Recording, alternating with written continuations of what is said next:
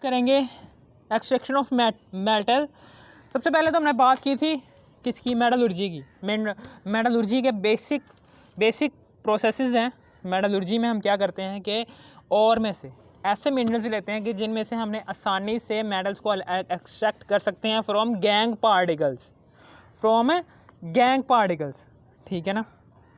हम उस जो से मेटल्स जो सी हैं, जो से हमने एक्सट्रैक्शन ऑफ मेटल, आसानी से हमने मेटल को अलहदा कर सकते हैं, वैसे वाले मिनरल्स को हम कहते हैं ओर, ठीक है ना। उन ओर्स को इस्तेमाल करते हुए हमने, ठीक है ना, सबसे पहले हमने प्रोसेस पढ़ा है जी कंसंट्रेशन ऑफ ओर का। उसमें हमने 3 प्रोसेसेस पढ़े थे, gravity separation, froth flotation process, और तीसरा वाला प्रोसेस पढ़ा था वो था इलेक्ट्रोमैग्नेटिक सेपरेशन, ठीक है ना।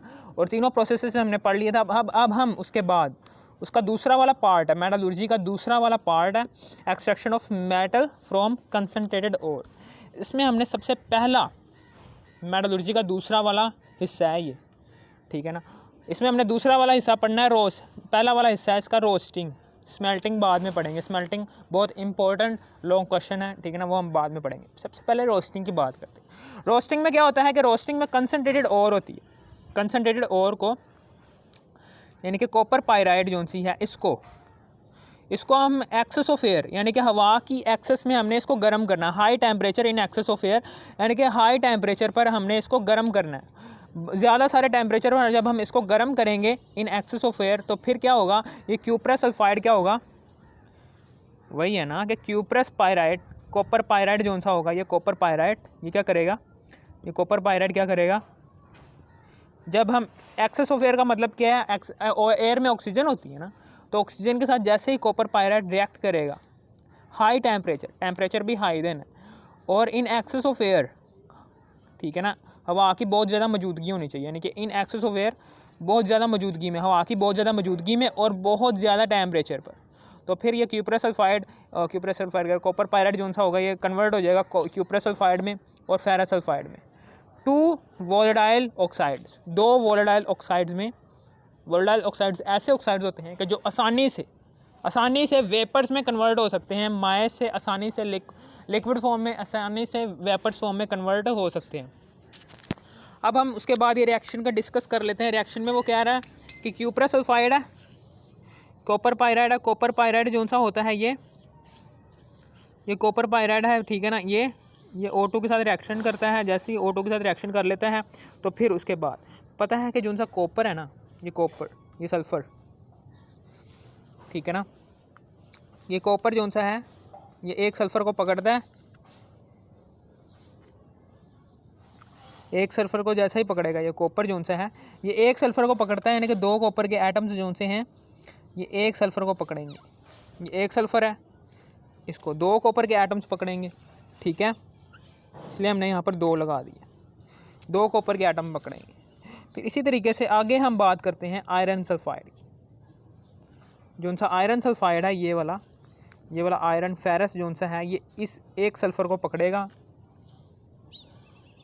जो सा एक सल्फ़र रह गया है उसको पकड़ेगा। ये फेरस ने एक सल्फ़र को पकड़ लिया, फेरस जो सा है उसने एक सल्फ़र को, कॉपर के 2 एटम्स ने एक सल्फ़र को पकड़ा और फेरस के एक एटम ने एक सल्फ़र को पकड़ लिया। फिर उसके बाद फिर प्लस, अब इसके बाद हमें पता है कि हमने यहाँ पर 2 लगाया हुआ है ना, तो 2 दूनी 4, 2 कॉपर के एटम्स भी इस्तेमाल हो गए, ठीक है, और उसके बाद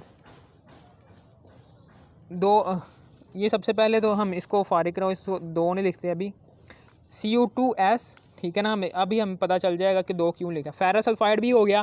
फिर उसके बाद हमने एक S जोन सा है यहाँ से निकलेगा और SO2 बना देगा, सल्फ़र डाइऑक्साइड बना देगा।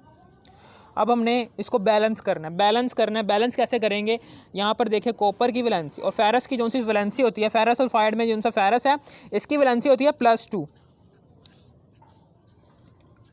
और सल्फ़र की वैलेंसी क्या होती है -2, ठीक है ना। जबकि यहाँ पर कॉपर जो सा है, कॉपर की वैलेंसी, एक कॉपर की वैलेंसी होती है +1। जब 2 कॉपर आपस में मिलेंगे तो क्या बनेगा, तो फिर जाके ये 2 कॉपर जो से हैं आपस में मिलकर एक सल्फ़र जिसकी वैलेंसी +2 है उसके बराबर हो सकती है, और +2 कह रहा हूँ, -2 है उसके बराबर हो सकती है। जब ये दो मिलेंगे। दो इसलिए हमने कॉपर के एटम्स मिलाए हैं ताकि इनकी वैलेंसी जो सी है वो स्टेबल हो सके, जैसे कि ये है। इसी तरीके से सल्फ़र है, ठीक है ना, यहाँ पर सल्फ़र जो सा है, ठीक है, समझ आ गई यहाँ पर। क्यूप्रस सल्फाइड भी हो गया हमारा क्लियर आज का टॉपिक, ठीक है।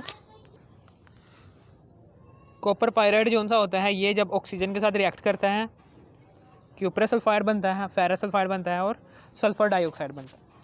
अब कॉपर सल्फाइड चूँकि यहाँ पर 2 एटम्स आ रहे हैं, कॉपर सल्फाइड के 2 एटम्स आ रहे हैं, तो उधर क्या है, उधर 1 एटम है, इसलिए यहाँ पर 2 आ गए, ठीक है ना, 2 लगा दिया हमने।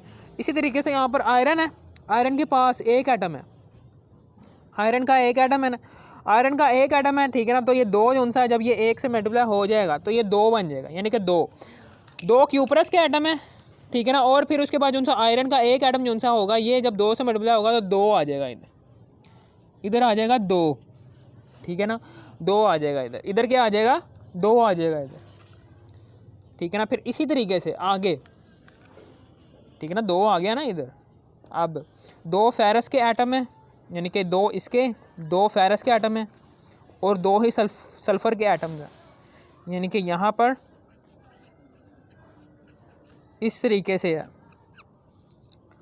ठीक है ना, और यहाँ पर इस तरीके से।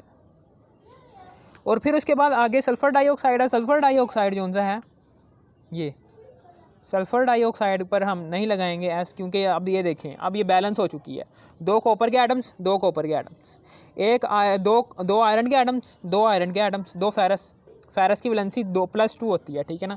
और यहाँ पर 2 दूनी 4 सल्फ़र के एटम्स हैं, उधर देखो एक ये सल्फ़र का एटम है, 2 एकम 2 सल्फ़र के एटम्स ये हैं और 1 सल्फ़र का एटम ये है, और 4 सल्फ़र के एटम भी हो गए क्लियर, और 2 ऑक्सीजन के एटम्स ये हैं, ठीक है ना, और 2 ऑक्सीजन के एटम्स ये हैं। इस तरीके से हमारी ये जो सी इक्वेशन है ये क्या हो जाएगी, बैलेंस हो जाएगी, ठीक है ना। हमारा आज का टॉपिक हो गया क्लियर। अगर आपको इस टॉपिक की समझ आ गई हो तो इस वीडियो को लाइक भी कर देना और सब्सक्राइब भी कर देना। ओके, थैंक्स फॉर वॉचिंग मी, ठीक है।